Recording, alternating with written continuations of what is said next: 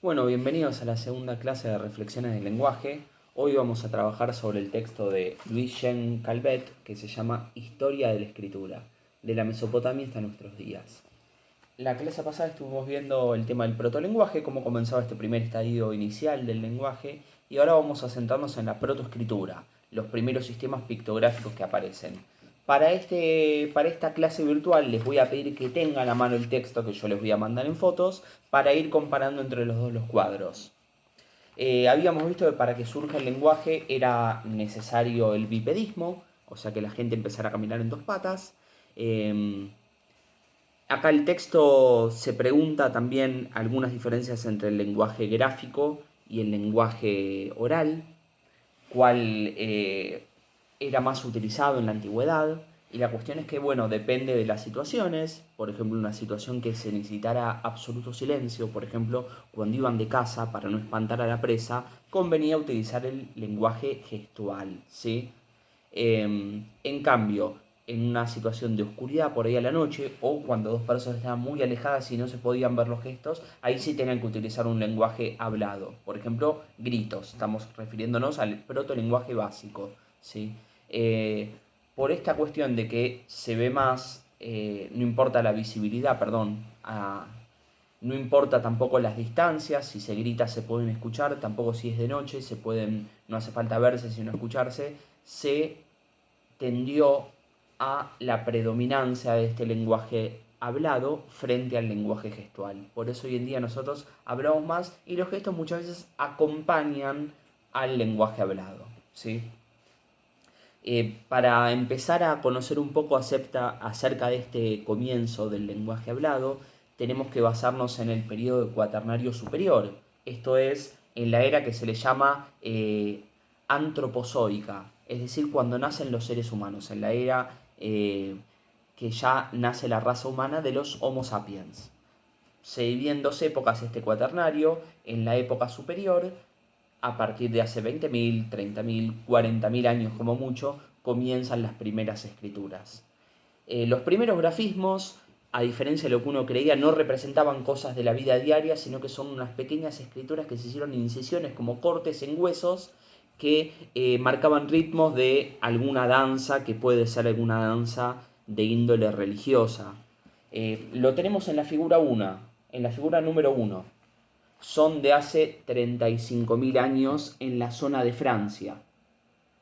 Si estos dibujos que vemos acá corresponden a incisiones marcadas como primeros tipos de protoescritura. Ya avanzando un poco, 30.000 años antes de nuestra era, aparecen los grafismos aurignacenses, que es un poco abstracto, supuestamente representa a una parte de un caballo, en la cabeza de un caballo, que se encuentra todos en grutas, ¿sí? En cuevas, en las paredes pintadas.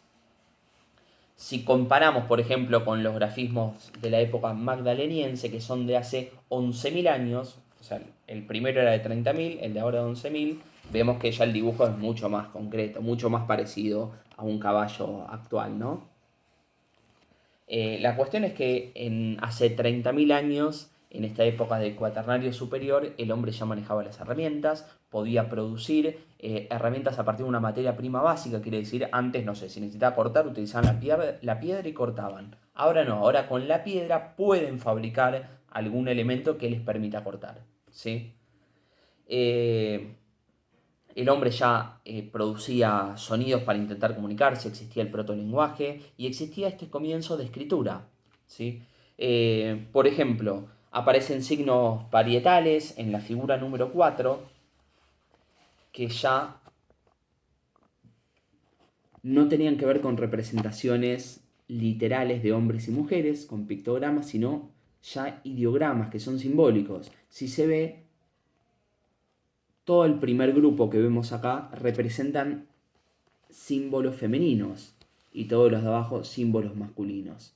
Tiene que ver con representaciones fálicas ligadas a representaciones sexuales, ¿sí? Entonces la forma de aludir al hombre y la mujer ya tiene que ver con una representación sexual y no necesariamente con el dibujito de la mujer o con el dibujito de un hombre.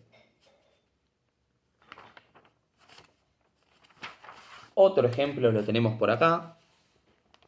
Las cuevas, sobre todo Acá aparecen diferentes tipos de grabados. Me voy a centrar más que nada en los últimos, si se ve, en la última línea, el último renglón de dibujo sería, que son los dibujos 86 hasta el 100, los tienen ustedes en la página 38.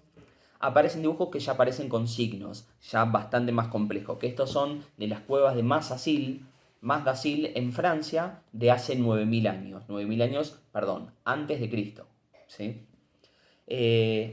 Sin embargo, cabe preguntarse cuál es la primera vez que el lenguaje gestual se grafica de alguna manera. ¿Sí? Porque todo esto hasta ahora estamos viendo sistemas autónomos. ¿Sí? Los primeros pictogramas no tenían que ver con el lenguaje, no eran una representación del lenguaje gestual, no era representación de gestos, sino que eran dos sistemas autónomos. Ahora estamos buscando cuál es la primera vez que se intenta, por medio del lenguaje pictográfico, se intenta representar algo gestual, algún gesto. ¿Sí? Y la pregunta para esto tal vez la tenemos, no hay que irnos a la historia, o sea, aparte del comienzo de la escritura, sino en protoescritura, en la prehistoria. Ustedes saben que el comienzo de la historia lo marca la primer fuente escrita. Cuando nace la escritura, pasamos de la prehistoria a la historia. Bueno, como estamos hablando de protoescritura, todavía nos vamos a mantener en el plano prehistórico. Y la fuente, en base a teorías más grandes, que nos permite afirmar que el lenguaje gestual se transpola en el lenguaje escrito, son las grutas de las cuevas de Manos. 3 países importantes: Francia. Calvet, como es francés, este autor se va a dedicar a analizar todas las cuevas de Francia. Tenemos cuevas en España también, las famosas cuevas de Altamira, que tienen más de 20.000 años. Y en Argentina también, acá tenemos casos como la famosa cueva de las Manos, que son cuevas de una datación de hace más de 20.000 años también. Interesa mucho el cuadro que tenemos en la página 42. ¿Sí? Se ven imágenes de manos. Es una técnica que se llama mano negativa. ¿Cómo hacían para pintar esto? Bueno, vamos a correr el globo, está muy lindo, pero ahora molesta. Se ponía la mano en la pared y por medio de escupir, lo hacían escupido con un líquido con colorante, se pintaba alrededor con un pigmento de color. Entonces, cuando se retiraba la mano, quedaba la marca de la mano en negativo. La mano no iba pintada el resto. ¿Sí? Entonces, en este cuadro que tenemos la figura 7, van a ver que dice arriba las manos de Gargas. Gargas era una cueva en Francia donde se pintaron varios tipos de manos con diferentes gestos. ¿Sí? Había algunas que aparecían, la más predominante es esta, que es la O, la que van a ver el último dibujo, los 4 dedos doblados, excepto el dedo gordo, que siempre aparece extendido. Otra de las predominantes era la A, todos los dedos extendidos. La C, que se flexionaba el dedo, se plegaba el dedo del medio, el resto extendidos. Y por último la H, que aparecían solamente 3 dedos levantados, es decir, el anular y el meñique doblados. Y para eso tenemos que tener en cuenta esas cuatro tipos de manos, esos 4 pictogramas. Bueno, que ya no, en realidad no son pictogramas, sino que viene la teoría, dice la hipótesis, que corresponden a tipos de animales. Hay una hipótesis muy interesante que compara lo que se ve en estas cuevas con otras cuevas de Francia. Por ejemplo, la compara con esta cueva de Gargas, de las manos, con cuevas en las que se pintaban animales. Así tenemos la cueva de los Pirineos, cueva de Niox, cueva de Santimamí y cuevas de Altamira en España también. En esas cuevas, Pirineos, Niox, Santimamí, Altamira, se pintan animales. En las cuevas de Gargas, en cambio, se pintan manos. ¿Sí? Lo que encontramos es una correspondencia, que lo vemos en el cuadro de la página 41, entre la proporción de animales con la cantidad de manos con determinado gesto. Por ejemplo, la mano que más aparece en las cuevas de Gargas es la mano O. Habíamos dicho que era esta, flexionando los 4 dedos. Tenemos un 47% de las manos, o sea, casi la mitad de las manos en esta posición. ¿Sí? Bueno, el 49% de las cuevas de los Pirineos aparece el mismo animal, que es el bisonte. ¿Sí? Al revés, la mano A, que aparece con los 5 dedos extendidos, tenemos un 13% de manos en Gargas. Bueno, en las cuevas de Santimamí aparece un 11% de caballos. ¿Qué queremos decir con esta hipótesis? Que las manos con ese tipo de gestos querían indicar qué tipo de animales había. Muy probablemente, esto es una teoría, este símbolo significará bisonte. Muy probablemente este símbolo significará caballo. ¿Sí? Entonces, estas primeras escrituras, protoescrituras todavía, responden a necesidades cinegenéticas. ¿Sí? Respondían a necesidades de caza, saber qué animales había, no solamente por peligro, sino por necesidad de alimento, de ir a cazarlos. Funcionan como una especie de inventario de animales, según esta teoría siempre. Lo interesante es también la comparación que se hace en la página 43 con otra gruta que es la cueva de Cosquer, ¿sí? Otra gruta también en Francia, que compara los símbolos de la mano, de las manos de Gargas, de la cueva de Gargas, con las manos de Cosquer. El símbolo que más aparece en la cueva de Cosquer es este mismo. Muy probablemente represente al símbolo de Gargas. ¿Sí? Muy probablemente sean dos formas diferentes de nombrar el mismo animal. Como es la mano que más aparece, puede corresponder al animal que más aparece, que es el bisonte. Entonces, en Gargas, bisonte se diría así. En Cosquer, bisonte se diría así. Quiere decir que en cuevas separadas con bastante extensión, pero dentro del mismo territorio que Francia, con la misma predominancia de los animales, tenemos dos formas diferentes de denominar a la misma entidad, el mismo concepto, al bisonte. ¿Sí?